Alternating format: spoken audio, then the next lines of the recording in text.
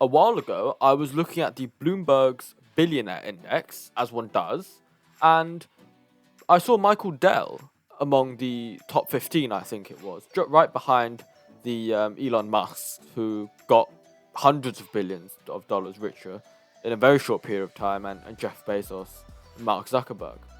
And I was surprised because, to me, Dell is just the company who makes my laptop. They're not particularly innovative, and they don't do that great of a job at making laptops. So I was very surprised to find out what Michael Dell was worth. So Suresh, what do you think Michael Dell is worth?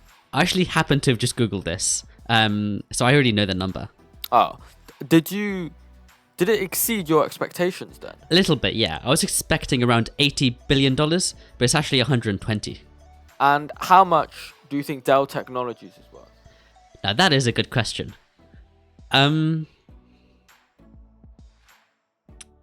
actually reckon, I don't know, maybe 200 billion? Michael Dell founded what is now known as Dell Technologies in 1984 whilst he was a student at the University of Texas in Austin. And he started building and selling computers under the name PC Limited using $1,000 he was given by his family.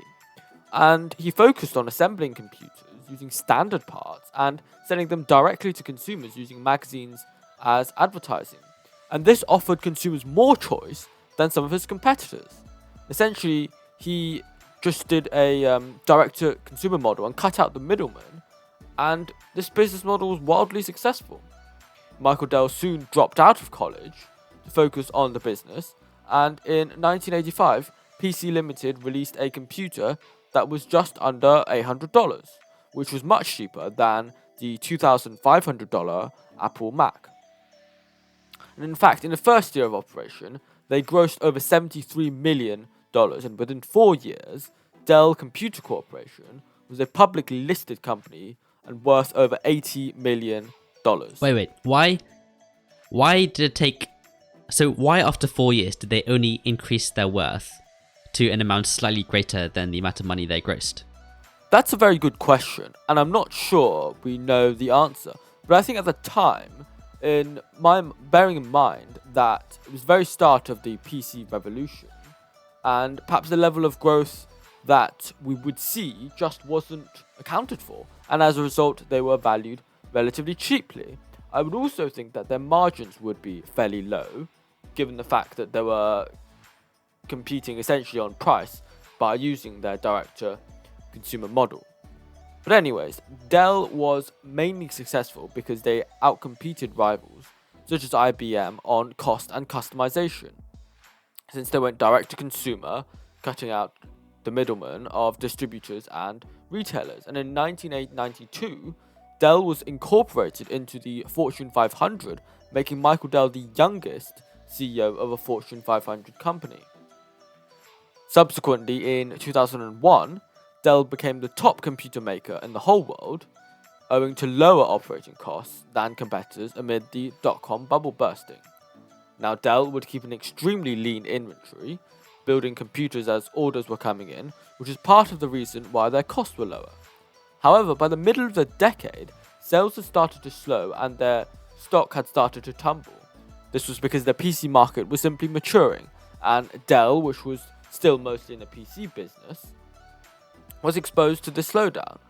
And as the market matured, margins in the PC sales business decreased and competition heated up. So by 2010, Dell was really struggling. It was reliant on PC sales as ever and gathered a poor reputation for customer service, resulting in its stock price suffering compared to its highs in the early 2000s.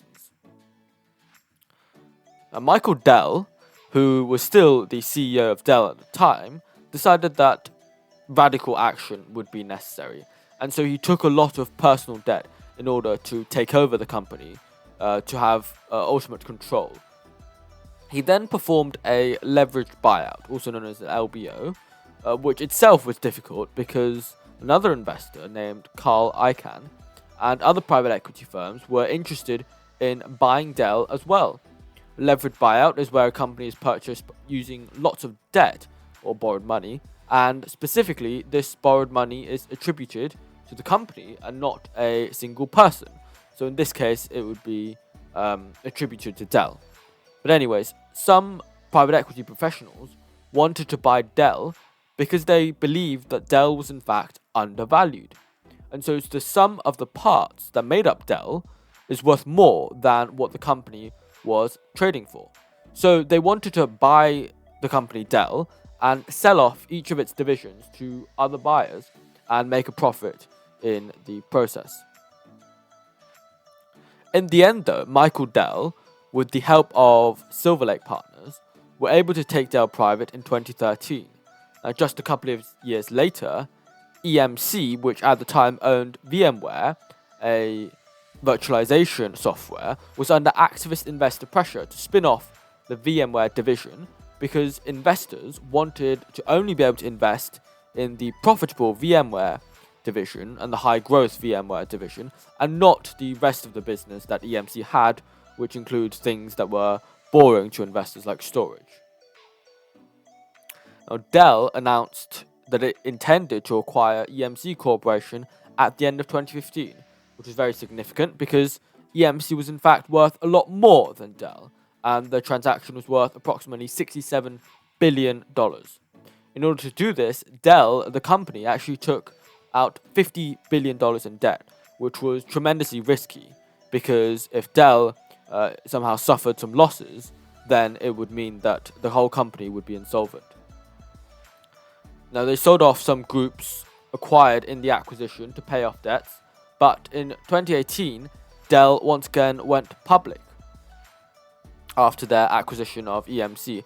And more recently, Suresh, I don't know if you're familiar, but they actually sold off VMware to Broadcom, which was incredibly lucrative because they got over 60 billion in cash and stock. Now, because some stock was offered, which was Broadcom stock, and Broadcom stock has been doing extraordinarily well recently, the whole deal ended up being worth over $90 billion.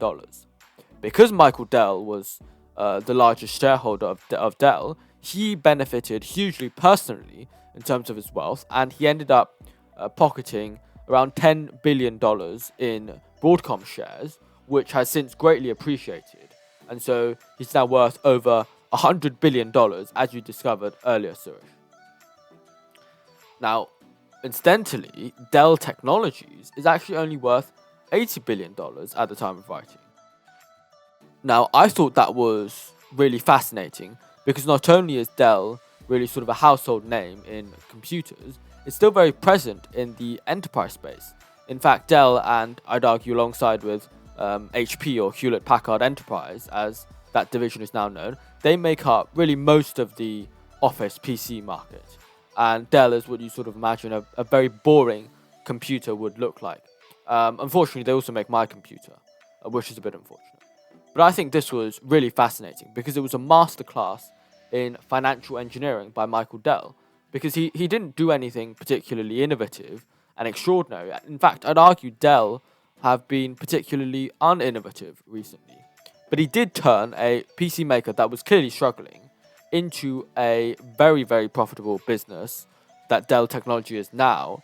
And also, he made himself massively rich. I mean, he's now worth, over $100 billion. And I thought that was remarkable.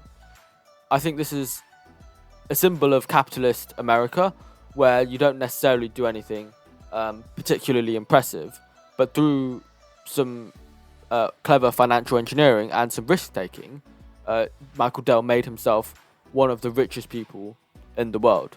It is kind of crazy how this guy, at the head of what we all perceive to be a kind of dead company, Dell, how Michael Dell is the 11th richest person in the world.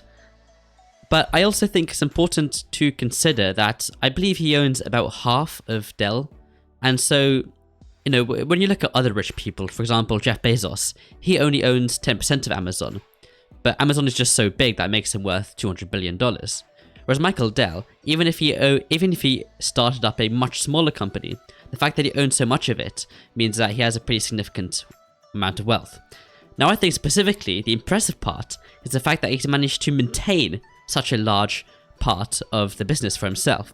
Because usually you need to find loads of outside investors and various other people or sources of money to either grow your business or to develop new innovation or to even just get it off the ground. Whereas Dell clearly didn't need to do that, which allowed the person Michael Dell to keep much of the money for himself. Indeed, and I think, Suresh, you personally quite really like the idea of keeping a lot of control of the company to yourself. But slightly related to this, you mentioned Jeff Bezos, and I heard somewhere in an interview actually that he could in fact have taken a lot more Amazon stock as compensation, as part of his compensation package as CEO back when he was the CEO of Amazon. But he didn't want to.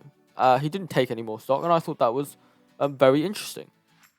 Now, moving on, I think Dell recently made headlines because they, alongside with a lot of other companies, benefited from the trend in artificial intelligence.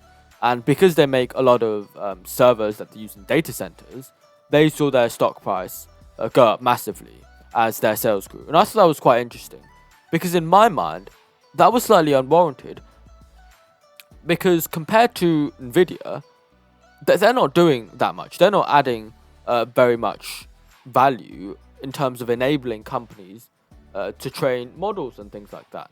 Really, they're just acting as a system integrator. Kind of, but kind of not. I think when you start a company or a business, you're like part of the thing you're doing is taking risk into the industry.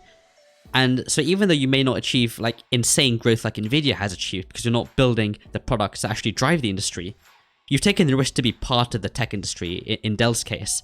And therefore, if the tech industry increases in value, then I think it's perfectly valid for Dell to increase a lot as well without doing anything different to how they were doing it previously, because they took the gamble in the tech industry and is currently paying off. Finally, Michael Dell makes what I think is an interesting point, in that he argues that investors should buy Dell because it's a very diversified tech business compared to other companies. Because it's in a lot of areas, such as storage, such as data center, but also in sort of the boring office PC space. And they also make consumer laptops, like the one that I use. But I don't really see merit in this argument that you want a diversified company in your portfolio, because tech, it's all about growth in my mind. And if you can't deliver growth, then why would you bother with tech? There are other sectors which you could invest in that are often more stable. And I think it's just not fitting in terms of Dell as a technology company having this mindset. And I think you want to be a bit more risk-taking and bold. From a more numbers perspective, I also think this argument is garbage, because like you never, at least as a big company, you never ever strive, or a big investment firm, you never strive to make small returns, right? Even if you're a bank, you want to make well in excess of 10% every year from your investment, and chances are that's not going to happen from Dell. So even though Dell is perhaps, as Michael Dell argues, extremely low risk, the amount of reward you can get is also quite low, such that companies with tons of money to invest into other companies aren't going to care as much about Dell compared to, as you say, more growth-based stocks.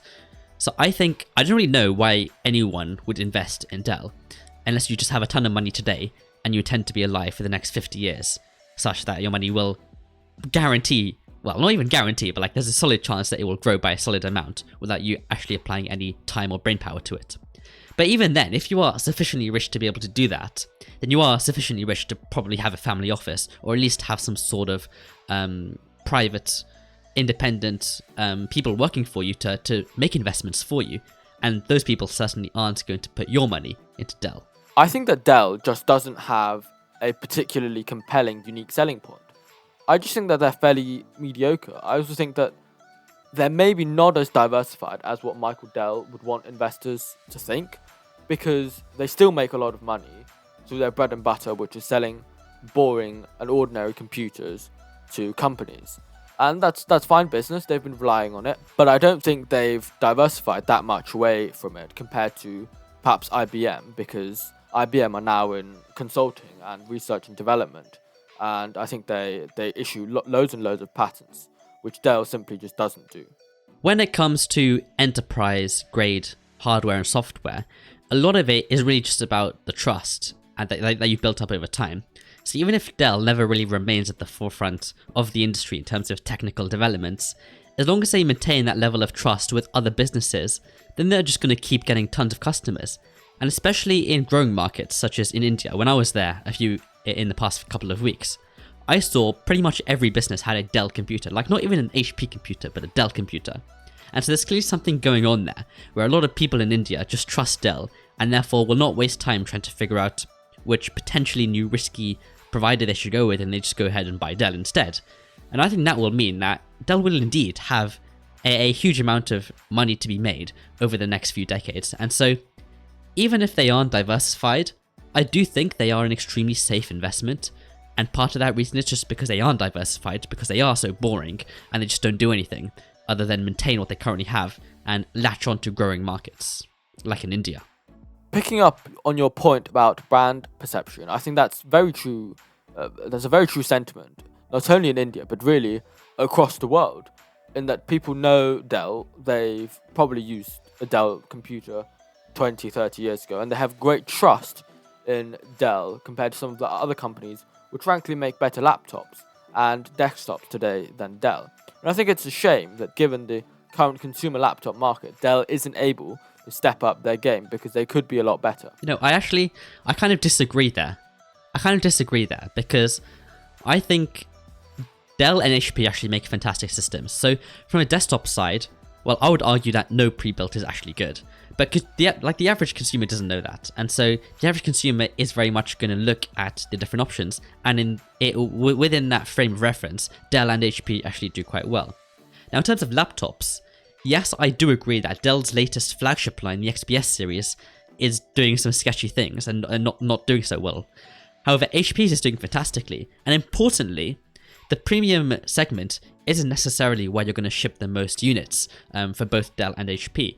And Dell, for example, I believe they own Alienware, and Alienware is a rather popular gaming laptop brand. And other mid-ranger laptop brands, such as with HP's Envy and Dell's other Inspiron and whatever products they sell, those are still very popular, and those will sell a huge amount of volume for the foreseeable future. I guess wrapping up, it's just a shame that Dell, as a company, they could have innovated a lot more. They were so early in the personal computer market, and it's sort of a shame that they haven't done so. Especially recently, they could still do a lot in terms of innovation, but we'll have to just see where they end up, because I think, as you said, they're not doing too badly in consumer and business markets, and certainly they take a lot of big corporate clients. In fact, they sponsor McLaren Formula 1 team, which is one of my favourite teams. I mean, arguably, Dell aren't a technology company, and so to expect them to actually have real innovation is a bit wrong, because arguably they're more of like a provider or a service company, right? They don't necessarily offer technology. And even from the early days, when you said earlier, Michael Dell, at the age of 19, he assembled computers to sell them. He didn't actually make anything, right? He didn't do anything with the tech. He just provided a service to other people using tech. And I think Dell has kind of stood true to that today. And the fact that they're leveraging their technology and providing a service on top of that is what makes them successful, and what will continue to do so. And I think, for whatever reason, the managers and the people at Dell don't want to change that business model. I don't know why. Maybe Michael Dell kind of just has other things to focus on in life and he doesn't really care. But yeah, it's kind of like we've seen with Supermicro, and their stock is ballooned this year, or at least at points in this year it ballooned, because the technology powering their service, which is just assembling servers and giving them to businesses, that service has only increased because the technology has gone so good that people want that. Whereas Supermicro haven't actually done anything different or majorly different this year compared to previous years in terms of the thing they're offering and the technology powering it. I guess, as you said earlier, there's no shame in riding the wave when it comes, right? If you're in the technology business and it's doing well, you may as well monetize your company, because in a couple of years' time, you could be doing very poorly. So you really should take the benefits and take the profits whilst it lasts. I recently watched a YouTube video. It was by this Indian tech creator who wasn't that big, but he had multiple side hustles, and he actually kind of got rich through those as opposed to his YouTube channel. And he banged on for like 40 minutes about this one concept that he believed is the most important in business, which is this idea of a slipstream, which is that I guess coming back to the Formula One car idea, if you're a Formula One car, or if the tech industry is a Formula One car, you don't necessarily want to be the car, or the driver, or the company behind the car. You want to be in the slipstream of the car, where you kind of just benefit from the car right in front of you going super fast, and you kind of just ride that wave. And this guy who's made his money, he made his money off YouTube by just riding the wave of YouTube as it grew, because as more people get online and more people watch YouTube, it's a fact that his channel is going to grow. The same way that it's a fact that Dell is going to grow if they keep providing the same service, because more people want a computer. Obviously, at some point you will hit a ceiling, but his argument was that, well, that's when you can go find a new business to join, a new industry to join, where the slipstream there is more powerful than the one that has just ended in your current business.